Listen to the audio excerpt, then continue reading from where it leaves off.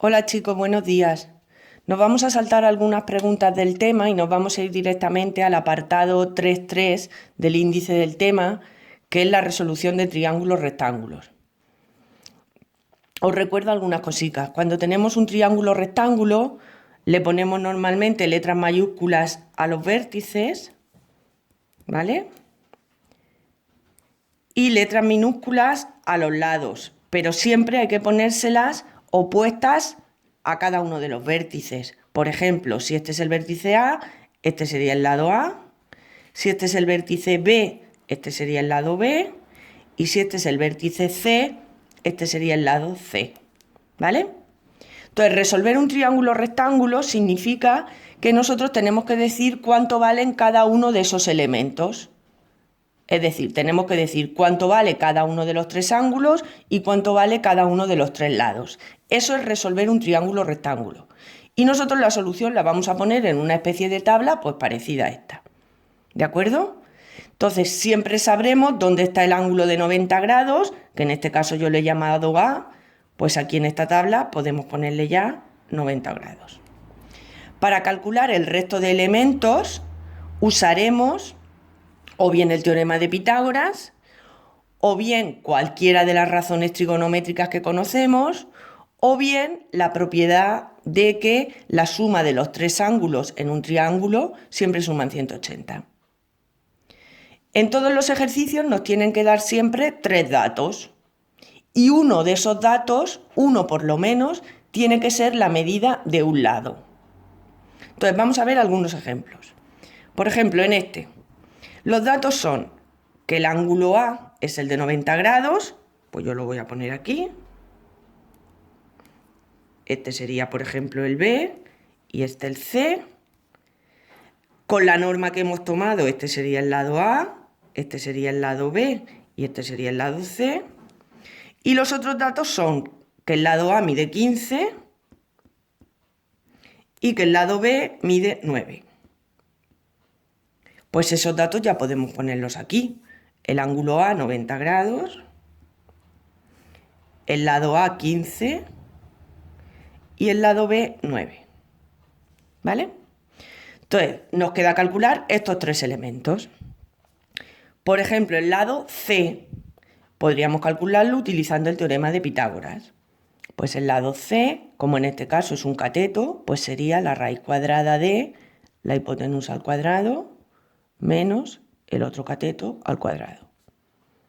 Pues sería la raíz de 144, que es 12. Pues aquí ya podemos poner un 12. Podéis ponerlo aquí también. Y nos quedan los dos ángulos. Para calcular, por ejemplo, el ángulo B, podemos utilizar alguna razón trigonométrica, pues por ejemplo el seno. El seno de B,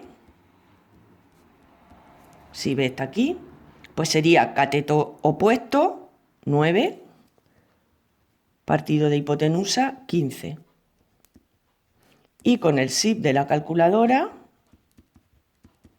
calculamos el ángulo B. En este caso, el ángulo B pues sería de, si solamente lo aproximamos a los grados, pues 36 grados. Y lo ponemos aquí ya. Y ahora me quedaría el ángulo C. El ángulo C puedo calcularlo o bien utilizando que la suma de los tres ángulos es 180 o bien utilizando alguna de las razones trigonométricas. Pues yo en este ejemplo lo voy a hacer utilizando una razón trigonométrica, por ejemplo el coseno. El coseno de C, si C está aquí, pues sería cateto contiguo 9, partido de hipotenusa 15. Y utilizando el SIF de la calculadora, el ángulo C pues sería de 54 grados. Lo ponemos aquí. Y este triángulo rectángulo pues ya estaría resuelto. Ya tenemos todos sus ángulos, ya tenemos todos sus lados. Entonces, en esto consiste en resolver un triángulo rectángulo. Vamos a ver otro ejemplo aquí. En este ejemplo, yo he cambiado la posición del triángulo para que no os acostumbréis a que siempre sea esta. Entonces el ángulo recto lo he puesto en la parte de arriba y los datos son que ese ángulo es el A, por tanto aquí 90 grados. También me da como dato el ángulo B, voy a ponerlo aquí por ejemplo, y es de 40 grados. Y también me da el lado B. Por tanto, si este es el vértice B, el lado B está aquí, es decir, es un cateto. Y lo puedo poner aquí. Y esos son los datos del ejercicio. Ahora vamos a resolverlo. Pues, por ejemplo, para calcular este ángulo que me falta aquí,